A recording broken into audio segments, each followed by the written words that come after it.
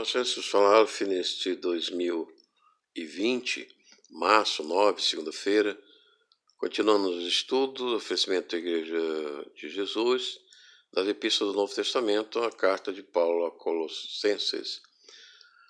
Paulo escreve da prisão, né? Ele manda que os colossenses lembrem-se das algemas dele, e ele, como em outras cartas, ele cuida da igreja que foi fundada, né, porque ele esteve na escola de Tirano por alguns anos e ensinou lá em Efésios toda a Ásia.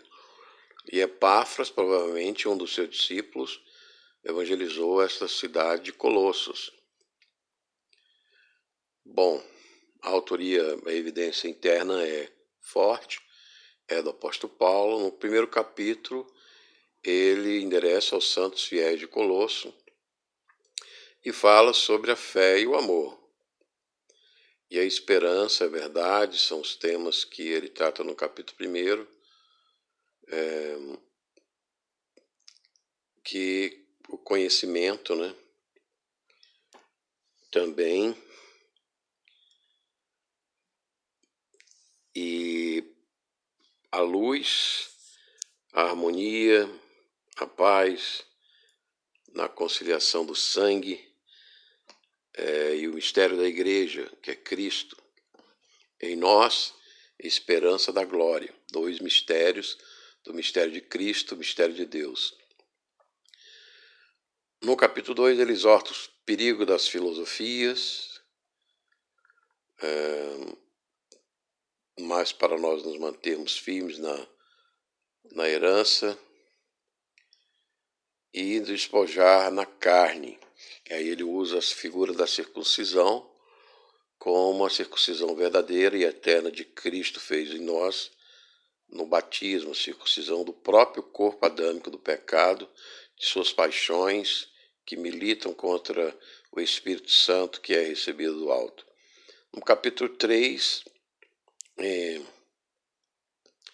ele fala do homem novo que é circuncidado pelo Espírito Santo para servir para a família de Deus, para nós nos transformarmos em imagem perfeita, espírito, alma e corpo de Cristo pelo Espírito da santificação que recebemos. No capítulo 4, ele pede pela pregação, lembrança pela sua prisão, faz as suas saudações pessoais. Então, esta é um esboço rápido da Epístola de Colossenses. Vamos ao texto. Paulo, apóstolo de Cristo Jesus, pela vontade de Deus, e o irmão Timóteo, aos santos e fiéis irmãos em Cristo que estão em Colossos.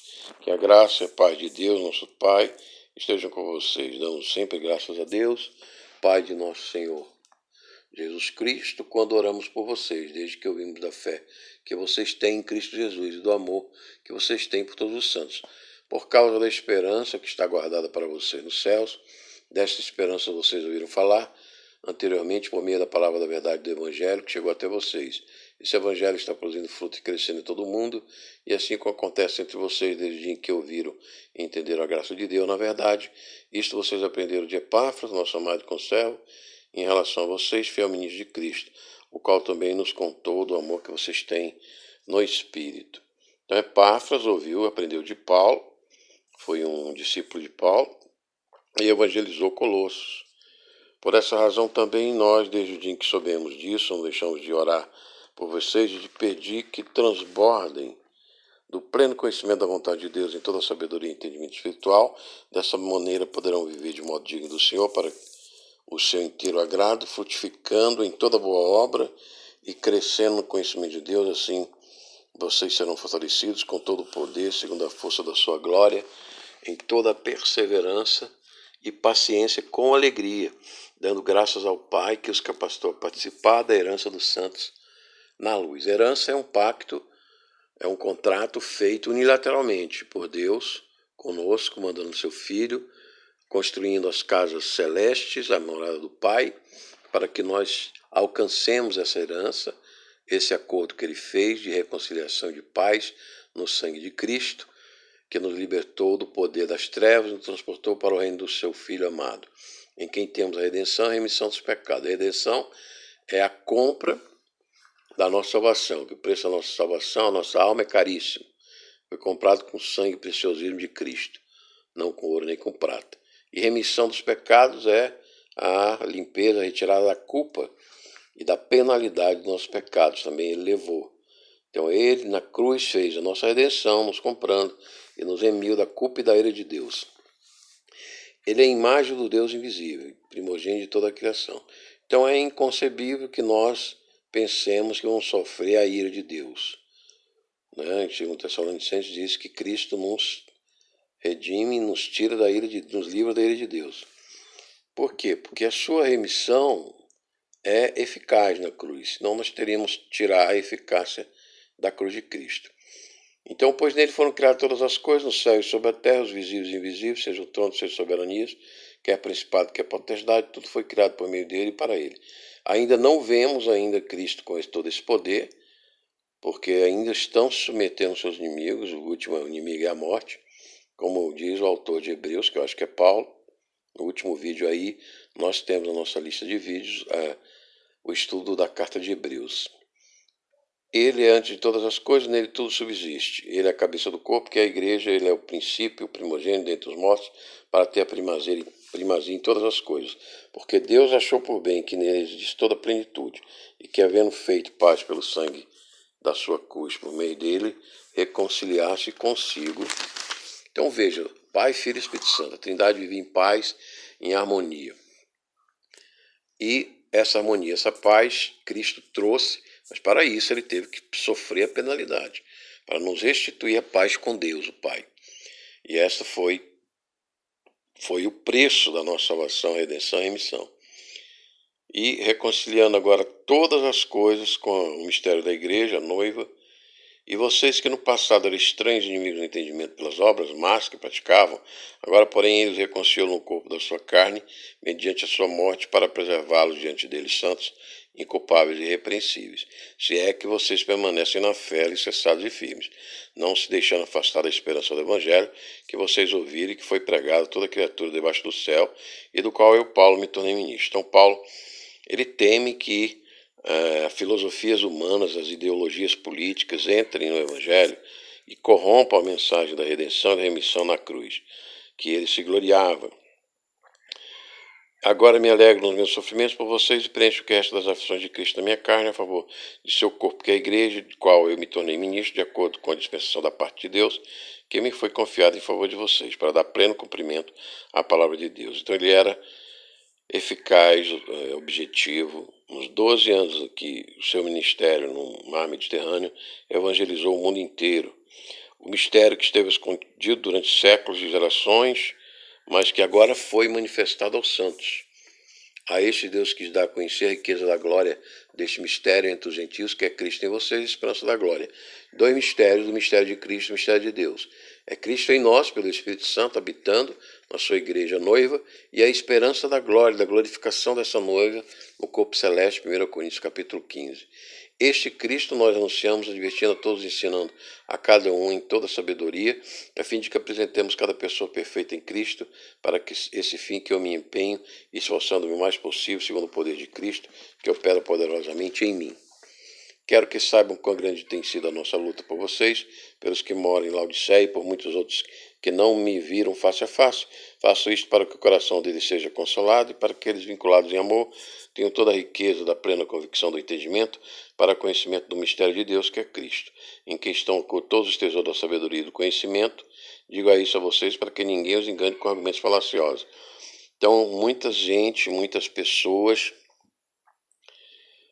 estão como os estoicos, epicúreos, aqueles filósofos, caminhavam de uma cidade para outra, pregando suas filosofias, suas ideologias e se sustentando e ganhando dinheiro com isso aí.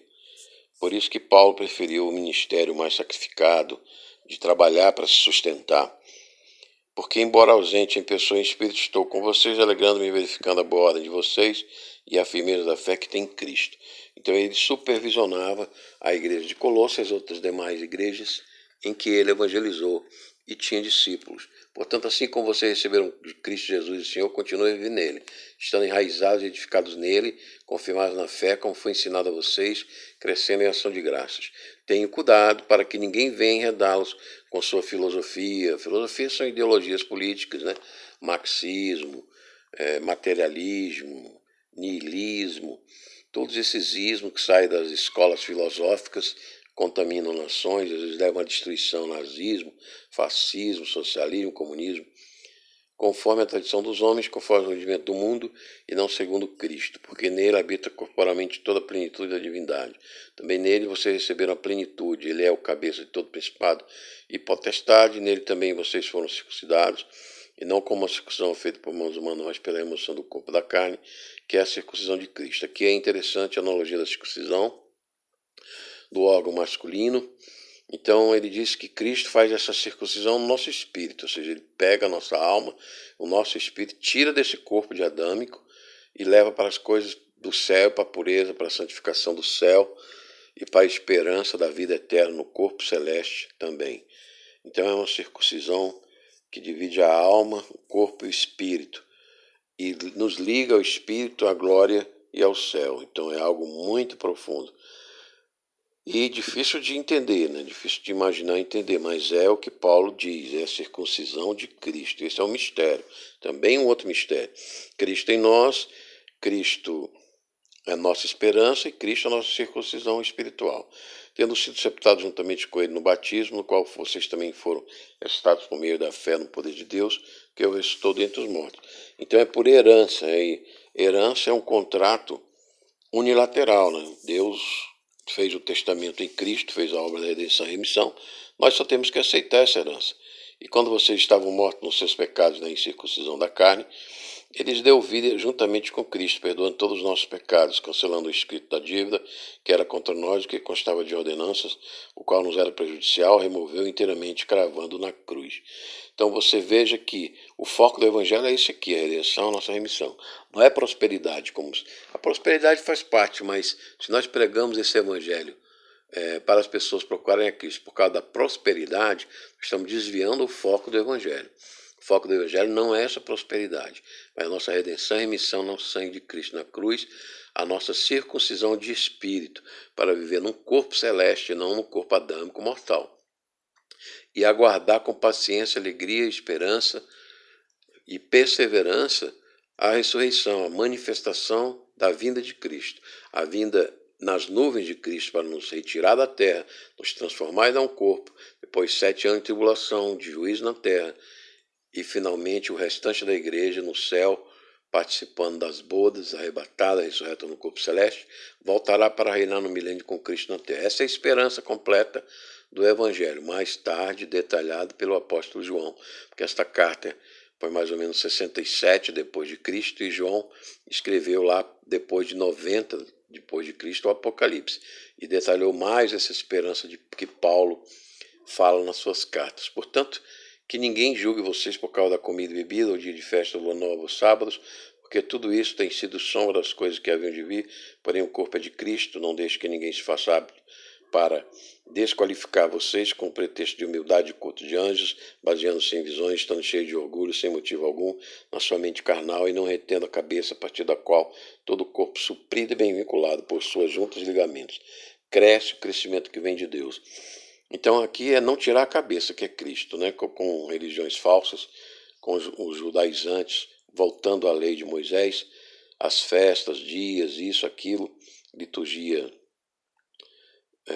e fazer, não fazer, e rudimentos, mas a circuncisão de Cristo. Nós somos circuncidados, morremos em Cristo para esse mundo, então as coisas aqui nós não devemos ser usados pelas coisas mais desse mundo, mas manter a cabeça, o Evangelho e a esperança no céu, na vida, no corpo celeste. Se vocês morreram com Cristo para o surgimento do mundo, por que se sujeita a regras como se ainda vivesse no mundo? Não toque nisso, não coma isso, não pegue naquilo. Todas essas coisas se destroem com o uso, são preceitos doutrinas dos homens. De fato, essas coisas têm aparência de sabedoria. Ao promoverem um culto que as pessoas inventam, falsa umidade, tratamento austero do corpo, mas elas não têm valor algum na luta contra as inclinações da carne. Então, por quê? Porque não foi circuncidado em Cristo, não está na cabeça, não está com o espírito santo do alto do céu, mas está aqui manipulando coisas ainda desse corpo, desse mundo. Como eu vi aí um guru hindu, né, falando sobre as mulheres que cozinhassem nos dias que elas estão de regra, iriam reencarnar de uma maneira negativa, etc. Quer dizer, não pode fazer isso, não pode cozinhar, não pode fazer aquilo, não pode isso, aquilo, proibições de comida, proibições de casamento, etc. Então, todas coisas que são doutrinas de homens e não tem nenhuma santificação no Espírito de Cristo, que é o mais importante. Portanto, se vocês foram ressuscitados juntamente com Cristo, busquem as coisas lá do alto, onde Cristo vive, sentado à direita de Deus. Pensem nas coisas lá do alto e não nas que são aqui da terra, porque vocês morreram e a vida de vocês está oculta juntamente com Cristo em Deus. Quando Cristo quer a vida de vocês se manifestar, então vocês também serão manifestados com Ele em glória. Portanto, por isso que Paulo falava contra a circuncisão dos gentios, não dos judeus, que tem uma tradição, uma cultura própria, mas é porque o gentio não tem essa cultura da lei de Moisés e não precisa se submeter isso para receber Cristo, né? Portanto, façam morrer tudo que pertence à natureza terrena, moralidade sexual, impureza, paixões, maus desejos e avareza, que é a idolatria. Por causa dessas coisas é que vem a ira de Deus sobre os filhos da desobediência.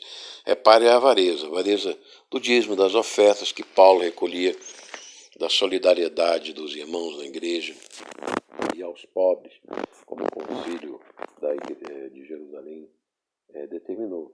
Por causa dessas coisas que vem a ira de Deus sobre os filhos da desobediência. Vocês também andaram nessas mesmas coisas no passado, quando viviam nelas. Agora, porém, abandone igualmente todas essas coisas: ira, indignação, maldade, blasfêmia, linguagem obscena, não falar. Não mintam uns aos outros, uma vez que vocês se despiram da velha natureza com as suas práticas e se revestiram da nova natureza que se renova para o pleno conhecimento segundo a imagem daquele que a criou. Aqui não pode haver mais grego, judeu, circuncisão, incircuncisão, bárbaro, cita, escravo, livre, mas Cristo é tudo e está em todos. Portanto, como eleitos de Deus, santos e amados, revistam-se de profunda compaixão, de bondade e humildade, de mansidão, de paciência, suportem-se uns aos outros, perdoem-se mutuamente, caso alguém tenha motivo de queixa contra outra pessoa, assim como o Senhor perdoou, vocês perdoem também uns aos outros. Acima de tudo isso, porém, esteja o amor, que é o vínculo da perfeição. Que a paz de Cristo seja o hábito no coração de vocês, pois foi para essa paz que vocês foram chamados em um só corpo. E sejam agradecidos. Que a palavra de Cristo habite ricamente em vocês. Instruem e aconselhem-se mutuamente toda a sabedoria, louvando a Deus com salmos ínticos e cantos espirituais, com gratidão no coração. E tudo o que fizerem, seja em palavra, seja em ação, façam em nome do Senhor Jesus, dando por ele graças a Deus Pai. Então a palavra, a ação, nossas relações com Deus, com a palavra de Deus, com a doutrina cristã, a moral, a ética cristã e a escatologia cristã e aos valores cristãos. Esposos, cada um de vocês sujeite ao seu próprio marido, como convém no Senhor. Maridos, que cada um de vocês ame a sua esposa e não a trate com amargura. Não tem nada dessa coisa de empoderamento feminino na família, etc. Não, aqui a esposa, cada um de vocês sujeite ao seu próprio marido, como convém no Senhor. E maridos, amem a sua esposa. Esse aí é o empoderamento do casamento cristão. Filhos, em tudo obedeçam a seus pais, pois fazem isto é agradável diante do Senhor. Pais, não irritem os seus filhos para que eles não fiquem desanimados, porque os jovens carregam peso, mas eles são fortes, Deus dá força. Servos, obedeçam em tudo a seus senhores aqui na terra, não servindo apenas quando estão sendo vigiados, visando somente agradar a pessoa, mas com sinceridade de coração, temendo o Senhor. Tudo o que fizerem, façam de todo o coração como para o Senhor e não para as pessoas, sabendo que receberão do Senhor a recompensa da herança. É a Cristo, o Senhor, que vocês estão servindo. E quem fizer injustiça receberá em troca a injustiça feita. E nisso ninguém será tratado com parcialidade. Senhores, tratem os seus servos com justiça e igualdade, sabendo que também vocês têm um Senhor no céu. Então, Cristo está sentado à direita do Pai com todo o poder. Ele pode comandar todas as nações, as empresas, as famílias e a hierarquia equilibrada e amorosa que deve existir também na igreja, em todo o mundo. Continue a orar, vigiando em oração com ação de graça, ao mesmo tempo orem também por nós, para que Deus nos abra uma porta à palavra, a fim de falarmos do mistério de Cristo, pelo qual também estou algemado. Orem para que eu torne esse mistério conhecido, como me cumpre fazer. Então, um mistério que deve ser conhecido por nós. E Paulo se esforça para isso. Daí o nosso estudo, a nossa oração, para caminharmos no conhecimento desse mistério de Cristo em nós, esperança da glória, um corpo eterno, celeste eterno, na Jerusalém celeste, no céu e em toda a nossa herança eterna. Sejam sábios no modo de agir com os que estão de fora e aproveitem bem o tempo. Que a palavra dita por vocês seja sempre agradável, temperada com sal, para que saibam como devem responder a cada um. Quanto à minha situação, Tico, irmão amado, fiel ministro e conservo no Senhor, lhe dará todas as informações. Eu estou enviando com expresso propósito de lhes dar conhecimento da nossa situação e de alertar o coração de vocês. Com ele estou enviando Onésimo, o fiel e amado irmão que é da igreja de vocês. Eles contarão a vocês tudo o que está acontecendo aqui, provavelmente na sua prisão em Roma. Aristarco, que está preso comigo, manda saudações, e também Marcos, primo de Barnabé. Aqui Paulo se reconciliou com Marcos. A respeito dele vocês já receberam instruções, se ele for até aí, recebam-no também. Também Jesus, conhecido por justo, manda saudações. Eles são os únicos da circuncisão que cooperam pessoalmente comigo pelo reino de Deus. Eles têm sido o meu consolo. Então Marcos foi martirizado no Egito, em Alexandria. Epáfras, que é da igreja de vocês, manda saudações. Ele é um servo de Cristo Jesus, que está sempre lutando por vocês em oração, para que vocês se conservem maduros e plenamente convictos em toda a vontade de Deus. E posso testemunhar e pedir Epáfras, de que muitos se empenham por vocês, pelos de Laodiceia e pelos de Herápolis. Eram cidades próximas, Colossos, Laodiceia e Herápolis, na Ásia Menor. Lucas, o médico amado, também Demas, manda saudações. Então aqui nós sabemos, por essa referência, que Lucas era médico e que não era judeu, era gentio, porque os únicos que o apoiavam como judeus eram Marcos e Aristarco. Saúde os irmãos de Laodiceia, bem como Ninfa e a igreja que se reúne na casa dela.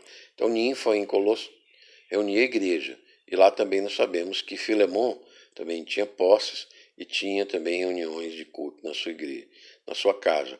Então a igreja cristã começou em casas e levou séculos até que ela começasse a se desenvolver em templos como as sinagogas.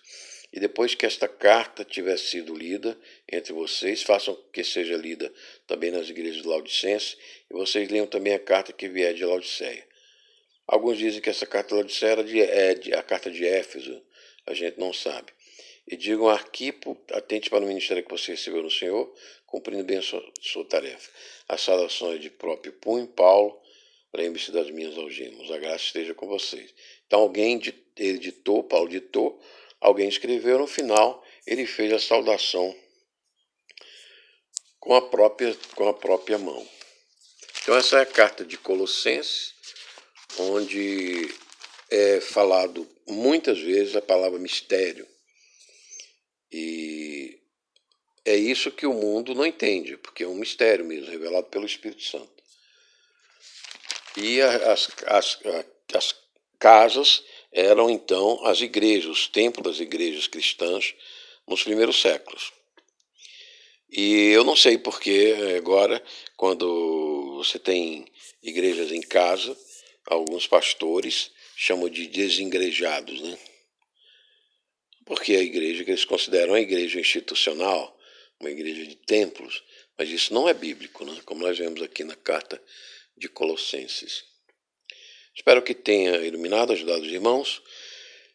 E aqueles que aceitarem Jesus agora como Senhor Salvador, a circuncisão, aceite o batismo, se convertam enquanto tempo, enquanto estamos no final dos tempos, na vinda de Cristo, a manifestação da vinda, porque a vinda será secreta para os seus filhos. O mundo não perceberá a sua vinda, mas na sua manifestação, a justiça e a ira de Deus será pública e manifesta para todo o mundo, como um raio do Oriente ao Ocidente. Abençoe, então, aquele que recebeu Jesus agora e aquele que se reconcilia em Cristo, Pai, Filho e Espírito Santo, esse que Jesus falou, Aleph, crescimento, mistério, Igreja de Jesus, Shalom, Hashem, paz do Senhor e o amor de Cristo no coração